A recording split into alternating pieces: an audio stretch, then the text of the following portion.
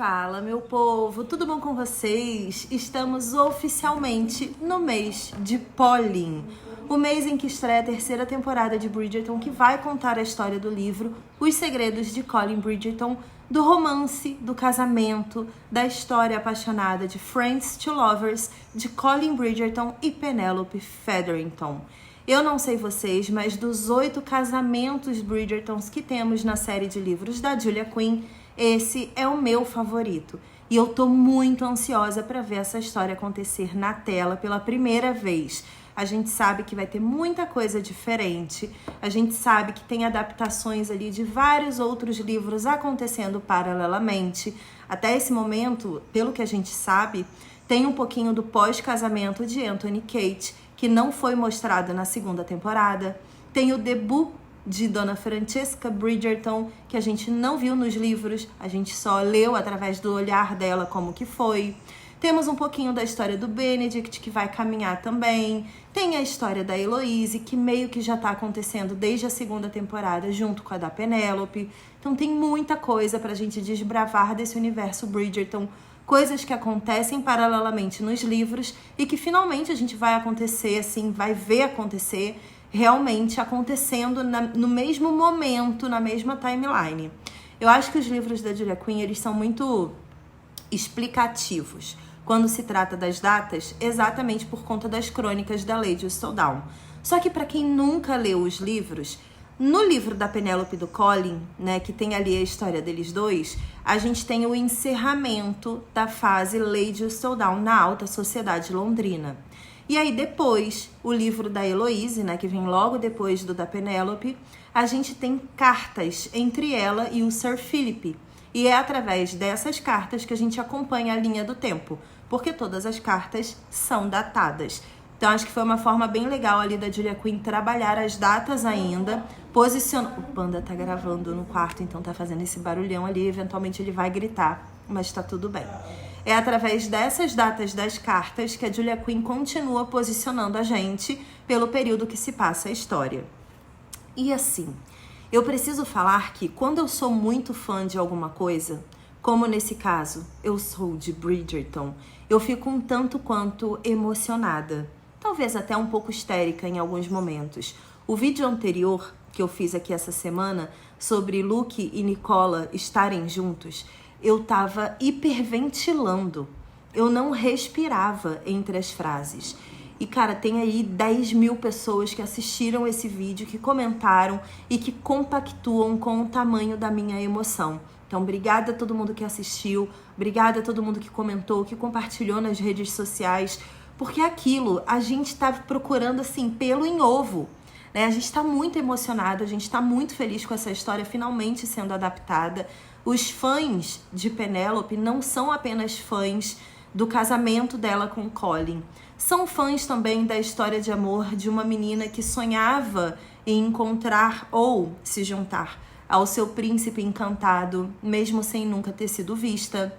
É a história de uma menina que encontrou nos livros, nos diários e na escrita a sua liberdade de expressão e a sua liberdade de pensamento. Uma menina que sempre foi preterida pela família, pela sociedade, que sofreu bullying da Cressida e de várias outras pessoas e que tinha somente uma admiradora muito fiel, que era a Lady Danbury. Então todo mundo que em algum momento da vida se viu Penélope, se viu nessa pele da pessoa que não era levada a sério, que era considerada pária da sociedade, vai se identificar com essa história. É sim, pra mim... Tô falando aqui muito em primeira pessoa, porque claramente, tendo 8 histórias diferentes, 8 livros de 8 Bridgertons, com vários personagens novos aparecendo o tempo todo, cada pessoa vai se identificar com um tipo de narrativa. Mas pra mim, Penelope e Colin entregam, assim, uma identificação em absolutamente tudo que eles vivem, muito intensa. Eu fico muito emocionada toda vez que eu releio esses livros. Eu tô relendo Os Segredos de Colin Bridgerton já tem um mês aí, mais ou menos, criando conteúdo no Instagram, no TikTok, falando bastante sobre essa história, sobre essa série e sobre esse livro também, porque tem sido pra mim um momento, assim, de, primeiro, diminuir a ansiedade pro lançamento da terceira temporada, mas acima de tudo, revisitar uma história que me faz muito bem. Eu acho que de todos os livros de Bridgerton, esse é o que eu mais pego pra ler trechos, sabe? De vez em quando na minha vida, assim. Eu acho que a Penélope aprende a tomar conta da própria vida e não se importar com a opinião dos outros de um jeito tão poderoso que eu, em muitos momentos aqui na minha vida pessoal, não consigo aplicar tão bem assim. Eu acho que a Penélope evoluiu cedo demais. Ela tinha 28 anos aqui, né, na história dela. E conseguiu alcançar essa maturidade emocional ali que eu ainda estou buscando em vários momentos da minha vida. Então eu admiro sim a Penélope demais, admiro demais a evolução dela, admiro demais o pensamento que ela tem sobre ela mesma, a segurança que ela tem ao se posicionar como eu aceitaria que qualquer pessoa dissesse que é a Lady Whistledown, mas nunca Cressida, porque ela não merece ser a Lady Whistledown. Ela não merece receber um título de uma pessoa que sempre foi tão analítica, que sempre viu a sociedade de uma forma tão crítica. Não é que seja cruel, ela conseguia enxergar os podres daqueles que se vestiam bem para os bailes, daqueles que estavam sorrindo nos bailes, enquanto nos bastidores faziam mal para os seus empregados em casa, para os seus filhos, para as pessoas que eles conheciam. Então é muito bizarro assim quando você pensa que a sociedade tem essa lama por debaixo do tapete, né? E como criadora de conteúdo, eu já tive acesso a isso 1 milhão de vezes na minha vida, a essa podridão das pessoas. Porque infelizmente na internet as pessoas estão acostumadas a agir de uma forma que jamais agiriam na vida real, de fazer mal às outras pessoas, de cancelar as pessoas, de serem cruéis em suas palavras e em seus pensamentos. Eu lembro que eu vivi isso em Game of Thrones, na época que a gente criava conteúdo, durante todas as temporadas de Game of Thrones, né? A gente sofria muito com a comparação com um outro canal especificamente, também feito por uma dupla. A gente sofria muito por ser diferente. Eu e o Panda, a gente nunca se propôs em ser analista ou crítico ou especialista em algum tema. A gente sempre se posicionou na internet como fã. A gente sempre se colocou no lugar da emoção. E quando você está emocionado, quando você deixa o seu sentimento tomar conta da sua vida, você claramente fala besteira. Você pensa, você teoriza besteiras, né? Coisas impossíveis, coisas que fogem completamente da realidade de um investimento de uma empresa, da adaptação de um livro, da história de uma série ou de um filme. A gente sempre se permitiu e a gente sempre foi muito fiel à nossa causa de criar conteúdo de fã para fã, teorizando. Inclusive, a nossa frase é nem de humanas nem de exatas, somos de teorias. Essa sempre foi a máxima do nosso canal, do nosso blog, do nosso perfil do Instagram e agora do nosso perfil do TikTok. Eu sou muito fiel a isso. E mesmo que eu leia todos os livros de Bridgerton, mesmo que eu esteja aí iniciando a minha leitura de Outlander ainda, ou que tenha lido os livros de Game of Thrones, Fogo e Sangue para Casa do Dragão, ainda assim, com um conhecimento teórico do que é correto na história, eu me permito ser fã. Eu me permito habitar esse campo do delusional world, né? Como dizem os americanos, que é esse campo lúdico de você permitir que a sua mente voe com emoção. Eu lembro de uma vez, na época de Dark, eu e o Panda, a gente fazia muito conteúdo de Dark sobre teorias, né? Na época da pandemia, que foi quando saiu a terceira temporada, a gente fez uma super maratona da primeira e da segunda temporada. Eu fiz uma planilha com a cronologia da história. A gente fazia lives de esquenta, reassistindo os episódios. E eu teorizei várias coisas que realmente aconteceram na terceira temporada. E isso dá um orgulho muito grande quando você é fã. De você entender a mente do criador daquela história, entender quais caminhos eles vão seguir. Independente de ser algo totalmente ok e dentro das 4 linhas de uma história bem montada, ou não, de ser uma coisa completamente insana, que você não previa, que você fala, cara, eles não vão seguir por esse caminho porque seria muito louco. E aí eles vão lá e seguem esse caminho. Então a gente nunca teve medo de criar esse tipo de conteúdo. E nessa época de Dark, um outro canal de uma outra criadora de conteúdo que é sempre colocada na balança, comparando ao nosso conteúdo aqui no YouTube principalmente, ela fez um vídeo usando como referência um vídeo meu, que era uma carta aberta aos fãs de Dark, pedindo para as pessoas pararem de brigar, pararem de guerrear. Eu sempre fui essa pessoa, né? Quando eu penso em alguma coisa, principalmente relacionada a fandom, eu falo. Eu não tenho medo das pessoas, eu não cometo nenhum crime. Então eu parto do princípio de que se eu tô brincando, eu tenho essa liberdade. Se eu tô teorizando, se eu tô imaginando o que pode acontecer numa história, eu posso falar o que eu quiser. Isso não é um crime, isso não é errado, né? Brincar, se emocionar, gritar, surtar, não é errado. E eu lembro que eu fiz essa carta aberta. Essa criadora de conteúdo usou um trecho da minha carta no vídeo dela, também falando sobre essa questão do fandom, do quão tóxico estava se tornando essa relação. E eu fui lá no vídeo dela, né, que ela me marcou, me mandou e tal, eu fui lá assistir. E nos comentários, o primeiro comentário que eu vi no vídeo dela era de uma pessoa que falava assim: eu acompanhava muito Chris e Panda em Game of Thrones, mas eles falavam umas besteiras e eles teorizavam umas coisas que não faziam o menor sentido. E aí eu parei de assistir porque eu achei muito idiota, muito bobo, muito sem noção da parte deles. E isso é uma coisa que a gente ouve muito. Faltam 4 dias pra gente completar 13 anos de internet. Eu, na verdade, criei o blog Coxinha Nerd no dia 5 de maio de 2011. Na verdade, ele já estava criado, mas eu lancei no dia 5 de maio de 2011. E sempre que vai chegando nessa data, eu faço várias reflexões. E aí, essa semana, eu fui cancelada, muito entre aspas, por uma parte do fandom de Bridgerton, lá no Twitter. E isso me fez pensar, mais uma vez. Pensar na quantidade de vezes que eu passei por isso, na quantidade de vezes que pessoas desafiaram o meu jeito de ser, questionaram o meu jeito de pensar e criticaram a minha forma de criar conteúdo. E eu fico pensando como que as pessoas não estão preparadas para ser leve, para brincar, para usufruir de todas as partes criativas que o nosso cérebro pode dispor para o nosso dia a dia. A gente poderia ter ido por um caminho de enciclopédia na internet, de certificar 1 milhão de vezes que o que a gente está falando está correto, de trabalhar com fatos e dados, como muita gente faz belíssimamente bem. Ou de ir para uma parte mais histórica, de comparar conteúdos, fazer métricas históricas para comprovar que uma coisa é real e outra não, como muita gente faz belíssimamente na internet.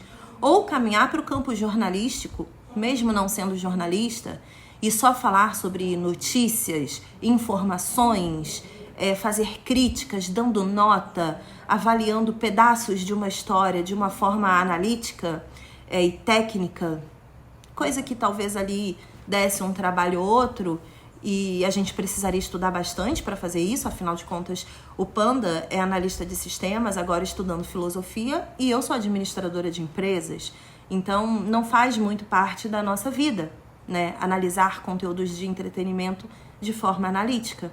O que faz parte da nossa vida é ser fã, e isso a gente é desde criança.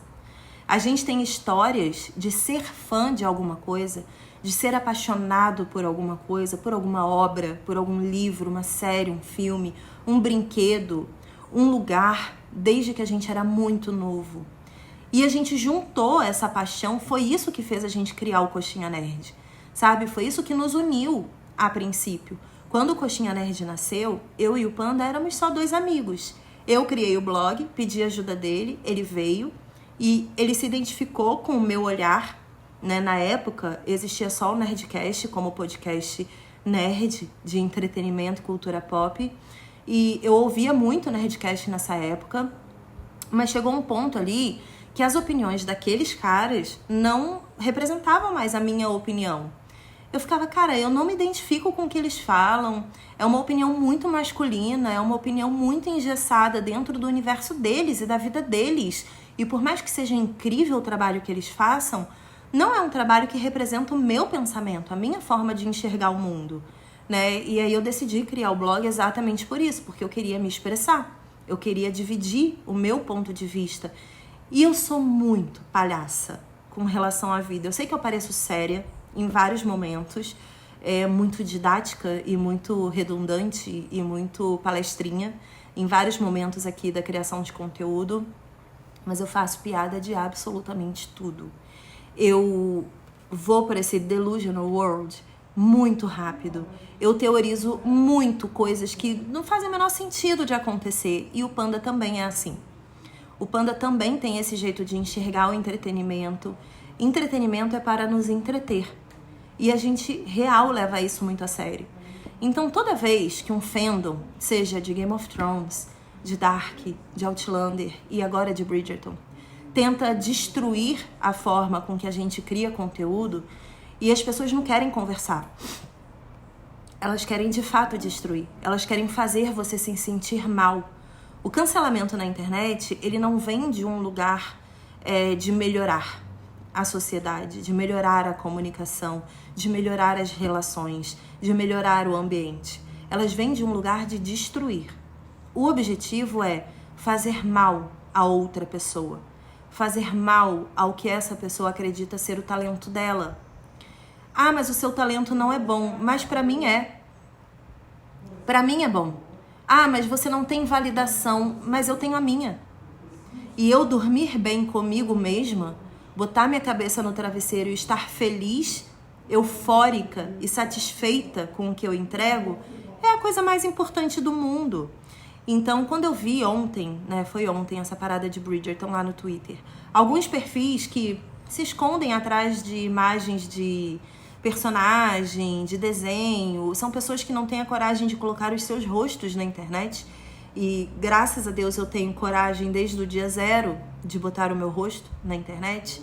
Essas pessoas foram cruéis, elas se utilizaram de palavras horríveis, disseram que eu sou uma pessoa que odeio e amo coisas o tempo todo, me tornando extremamente, como é que fala quando você não é coerente? Incoerente, né? Me tornando incoerente, que eu falo um monte de besteira. É porque eu teorizo, né? Eu não tô falando o que tá no livro só, eu não tô falando o que tá na série só, eu não tô falando o que a Netflix fala só, eu não tô falando o que a Shonda fala só. Eu tô falando o que eu quero. Eu tô falando muitas vezes o que eu espero, o que eu penso. Possibilidades da história, misturas dessa história. Eu não tô mal, eu queria só pontuar isso aqui, mas eu acho importante de tempos em tempos a gente se conectar com quem a gente é, e parte de mim são vocês que estão aqui assistindo o nosso conteúdo.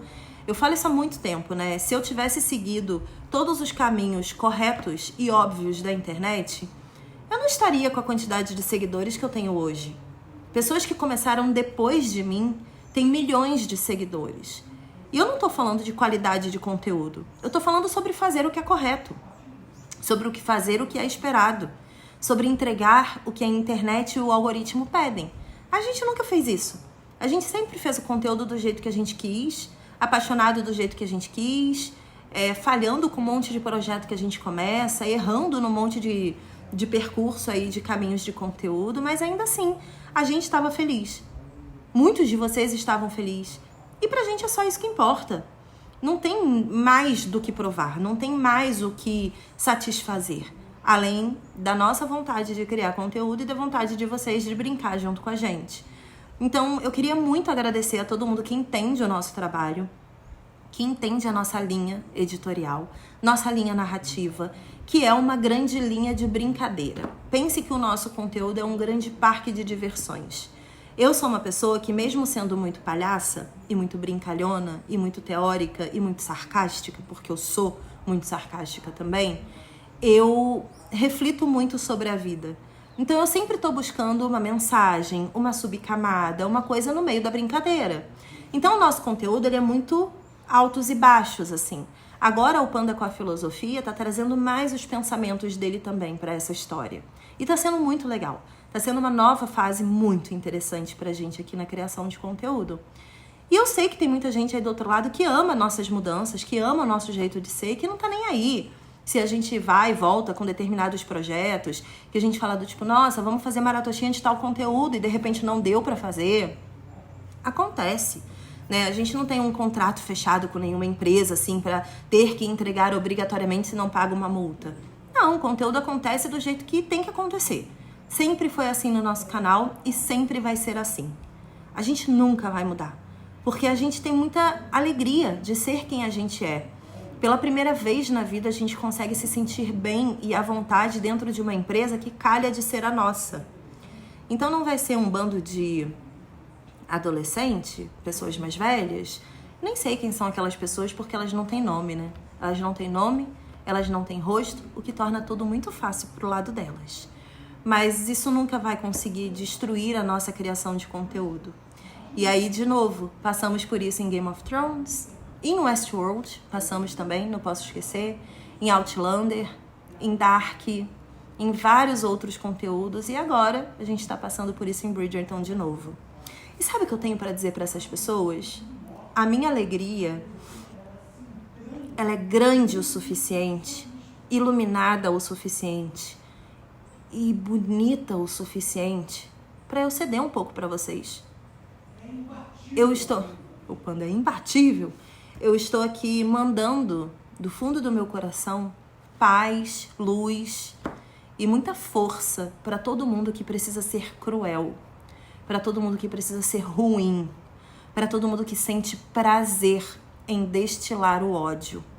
Eu desejo com todo o meu coração que um dia vocês encontrem 1% da felicidade que eu encontrei na minha vida. É bom demais ser feliz.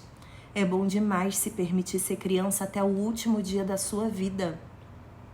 É bom demais não deixar que a sociedade, a idade e várias outras amarras te travem de ser quem você é. É isso que eu tenho para dizer. Sejam felizes e sejam vocês. Porque o nosso DNA, que tá aqui no nosso dedinho, que tá no nosso sangue, que tá na nossa genética, que tá no nosso corpo, na nossa alma e aqui na nossa mente, é incopiável. Então sejam vocês. É uma oportunidade única que a vida te deu, de ser você, de forma finita. Isso aqui vai acabar. A minha vida, um dia, vai acabar. E quando ela acabar, independente do que aconteça depois, eu quero que a minha existência tenha sido a mais intensa, a mais feliz e a mais aproveitada que eu pude fazer. É isso. Beijos e tenham uma ótima semana. Tchau!